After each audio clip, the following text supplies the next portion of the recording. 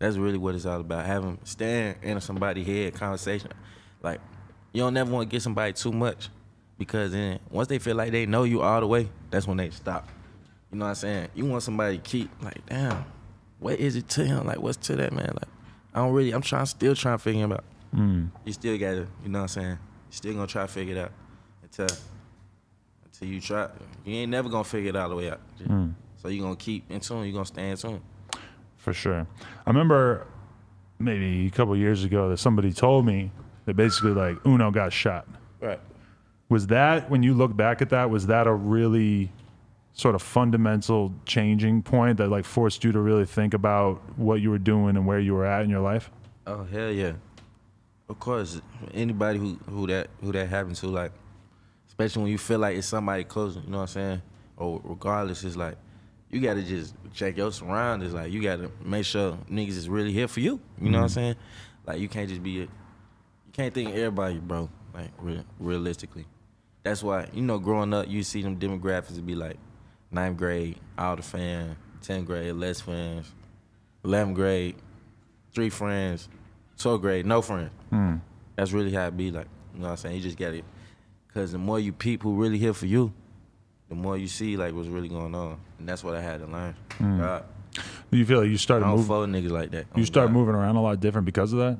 Yeah. Like, I don't want to put myself in situations where anything could happen. Right. I started moving smart because I was just moving around, like, I just move around like a little street kid, you know what I'm saying? Because I ain't no shit, just moving around with anybody, you know what I'm saying? Oh, we lit together, yeah, we finna get lit.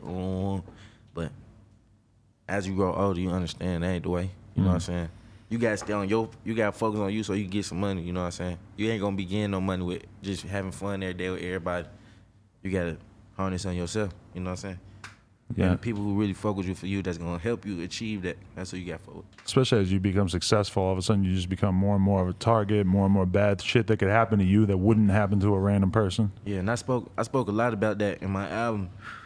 I was just touching up on bases about, like, you gotta watch who you call your friends, and, you know what I'm saying, keep close, keep your eyes on your enemies, you know what I'm saying, and your friends. Like, you gotta keep your eyes on both of them because you don't know. You gotta stay to yourself. Almost. Facts. Okay, so because I went back through my research and I seen an extremely old version of UnoTheActivist in that first Carti video from way back. Ooh, man, you had the flat brimmed hat on. I don't know what the song's called. Just, if you search Playboi Carti first video, you're all in that video. Are you talking about the Cry video? Yeah, because it was over that old currency sample or whatever. Yeah. Yeah, that shit was hard. That was 9th grade act. 9th grade. That was 9th grade act. Wow. So if you think about that, like, where were you at in your life or what memories does that bring back? I ain't gonna lie, and at that specific time, I was really running. I was really running in the streets, like, really, like, breaking into houses and shit breaking in cribs across the neighborhood, across the street and shit like that, like, just skipping school, getting hot every day. Like, I remember the first day of 9th grade, like 8th grade, I ain't smoked that much. 8th grade summer, I started smoking. You know what I'm saying? On my birthday, I'll never forget it. I just watched my friends. It was my birthday. I walked home. I was like, hey, man, what weed at, man? I'm trying to smoke. They looking at me like, you trying to sweat? You know what I'm saying? Boom. So I started smoking my birthday. Boom. 9th grade came. I'm smoking every day before I get on the bus, facing them. Wow. You know what I'm saying? Facing half a blunt of mid every day. I swear I faced a half a blunt of mid every day before school. Wow. Boom. I still do. Half a blunt of mid. That's my morning recipe. I went to the school. The hoe was like, you changed. Because you got that different vibe, different aura. Because my eyes red as a motherfucker. You look grown up. I don't know what it is, but there's something different about you. God, nigga looking. That's when you the outcast one. Whoever the first nigga start smoking is always the outcast. Until everybody start smoking, then he the coolest one. That's so real, yeah. You know what I'm saying? He the real, he the plug. You know what I'm saying? Everybody going to him for the guy. Right. That's basically how it was. Like, just one of the first niggas smoking, outcast at first, and then not everybody on my dick for smoking. You know what I'm saying? Shit like that. But that was 9th grade. How old were you when you first started to actually get some hype going as a musician? Like, when you really started to come out to LA and be doing shit? Like a year after I graduated high school. Okay. Like the following year after I graduated, I came to LA. On God. But no, when I was in high school, that's when I started buzzing, like, locally type shit. Like, everybody know my songs at the parties and shit. I had this song called I Doubt It. Like, this shit going, I ain't gonna lie, I play it right now, still sound like probably I made it like 2 years ago. Right. But that was my first song that just had every party. I'm walking down the street on Edgewood. I hear they playing it in the club. I try to go in there. Like, yo, this my song. Right. Buddy like, yeah, that's what they all say. You know what I'm saying? But yeah, so then like the following year, I just started getting more buzz, like just dropping on SoundCloud and shit. I don't know, I really was just dropping on SoundCloud. That's really all I was doing, just in the crib, dropping on SoundCloud. Right. And that shit somebody just found that shit like on some, you know, surfing the web shit. You know how motherfuckers used to be back in the day trying to find new talent? And that's when I was getting like 400, 500 views. Nah. I was getting like probably like 2,000, 3,000 views on SoundCloud though. You know what I'm saying? Yeah. That's a lot though. Yeah. Well, as a kid, yeah. Yeah, as a kid, like excited. Excited as hell. And SoundCloud was probably brand new to you too. But like that's like 2,000, 3,000 like the first week though. You know what I'm saying? Like really going up on some shit. So then my boy 40 Ounce, I got tagged in hot new hip hop shit. Oh really? Randomly. 40 Ounce Van. Yeah, 40 Ounce Van. I feel like 40 Ounce. Shout out that nigga. He the one who really kicked my career off. Like really, he the one who really got the buzz behind me. That's crazy. Shit. There's a bunch of people that could say that about him. He was yeah, very early on a lot of people. Yeah, he was posting. He was doing the playlist with hot new hip hop and shit. And like he posted he was posting my songs in that motherfucker. You know what I'm saying? And like motherfuckers just liking that shit. Like you know what I'm saying? Views start going up. Like I think I hit my first million that year. Damn. Because of 40. On God. Shout out to him. That was 2016 days. That's wow. You know what I'm saying? I graduated in 2014. And that was like 2015, summer 2016. You know what I'm saying? So like the following year after I graduated. There's a lot of pressure for somebody who's just getting that opportunity. They don't really know anybody who necessarily knows the music industry. You know? Fucked up. It's fucked up because I ain't know nothing about nothing. Like at that time, I ain't think nothing about them posting me. You know what I'm saying? How new hip hop. Like I didn't think nothing about it. Like you know what I'm saying? Now I feel like I should have went harder when I, you know what I'm saying? When I found out that, you know what I'm saying? All them blogs was posting me and everybody was fucking with me and shit. Because now it seems so much more obvious. We see like a new rapper every month or every couple months who like gets a small underground thing and all of a sudden they're huge. And like that was like a new concept of like, oh, I'm buzzing on SoundCloud, so therefore I can just blow up from here. Yeah, like right now, I feel like I said earlier, I feel like I got the biggest hype right now than I ever had before. You know what I'm saying? As an artist.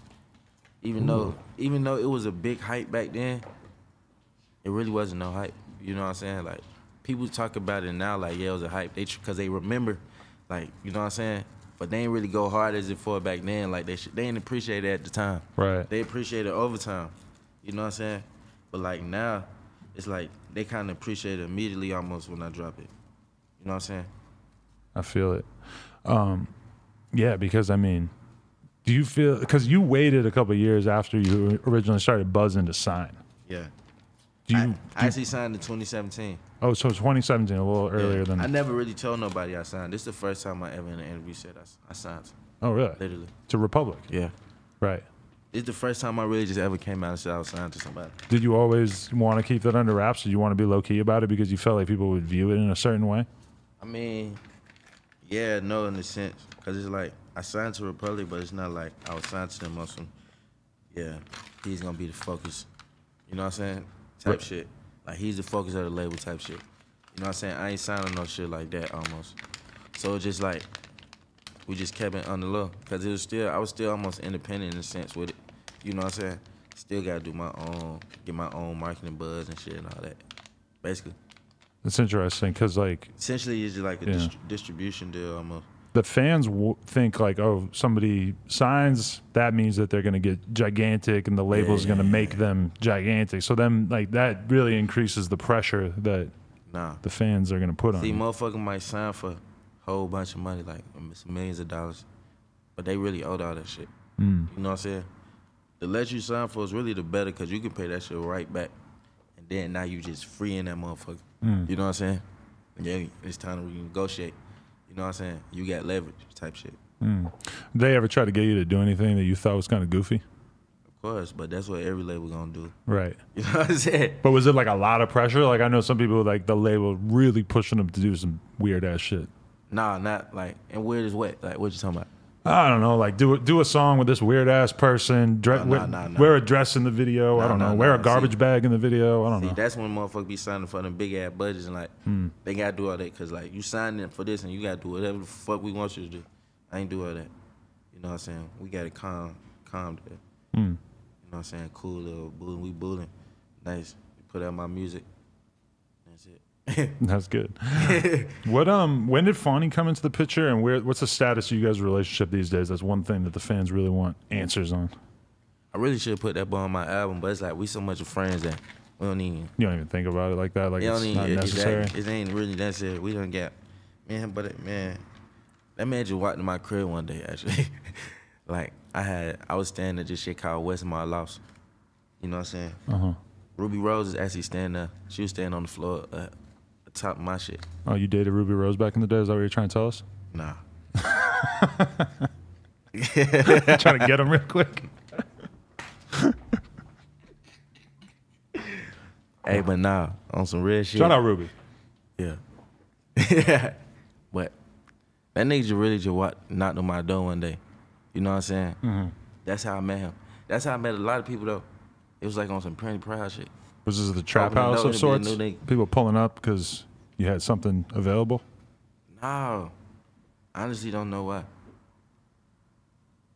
I honestly really, you know what I'm saying? Just energy. There's energy. Like, we used to be in the group chat with each other, you know what I'm saying? All of us, we had the fake TSZ, but I don't even know what it's called at that time. We were just in a friend group chat. You know what I'm saying? Our homie put us in the friend group chat. The nigga FaceTimed me one day. I think I was sitting on the bitch back like this. He was like, yo, I'm pulling up. You know what I'm saying? We already had been talking, like, it's like on some internet shit, but we was doing it through text messages. Like, right. Back when they had kick before, you know what I'm saying, all this shit. So it's like, he pulled up to my crib. First day he got there, we go out to a party. We instantly get in the fight with the whole party. Whole party? I ain't getting in the fight. I done diffused the situation, but the whole party trying to beat him, you know what I'm saying? Whoop his ass on some shit. That man was just wild since day one. Like the first week I was with him, nigga, we was getting fights every day with just random motherfuckers. It was lit though, you know what I'm saying? But you were young, you didn't mind? Yeah. You were up for the smoke though, even when this whole party tried to kill him? I was up for all the smoke. But yeah, that's how I really first met him. That's crazy. So has your relationship gone through any ups and downs, or has it always been pretty cool? That's still my boy to this day. Right. Shout out that nigga. His album just dropped. Our albums dropped in the same month. My shit dropped July 10th. Go check it out. 8 everywhere. His album dropped on the 21st. Go check it out. It's everywhere. Clairvoyant. Yeah, because I mean the fans, they love seeing you guys together. Yeah. It's a big deal to them. But in the sense, we was never really a group though. And right. That's what people always try to make it out to be. You know what I'm saying? And so us being friends, we just realized we ain't have to drop that much music out of nigga. We see each other every day. You know what I'm saying? So we can like kind of build our own careers up as individual artists. That's really what happened. So it's like people think we separated, but we never separated type shit. Because that's such a thing for kids to do, is that they just come up with like a crew name or a little clique or whatever. Yeah. But as you get older, you start to realize like, oh, my friendships are not always as set in stone, so I'm not gonna like make up a name for whatever it is our friendship is. You always want to stab yourself as an independent artist because motherfuckers gonna start paying y'all as a group. Then if y'all motherfuckers gonna try to get y'all group deals, right, it's gonna be like 60-40 type shit, you know what I'm saying? Like niggas gonna be tripping on the cuts and the face of the group and shit like that. Like, nah, we are individual artists. We just fuck with each other tough. You know what I'm saying? Same with me and Lucky, like we just fuck with each other tough. I feel like you, Fawny, and Lucky all kind of fall into a similar category of like artists that sort of because we hang out, so niggas put us in the category together, which is cool. You know what I'm saying? We kind of made our own categories type shit on some real shit. But you guys are like kind of early era like SoundCloud rappers, quote unquote, but like still have massive respect from the fan bases and fan bases. But today, people still find those categories though. Yeah. To this day. You know what I'm saying? So it's like we started some shit. Right.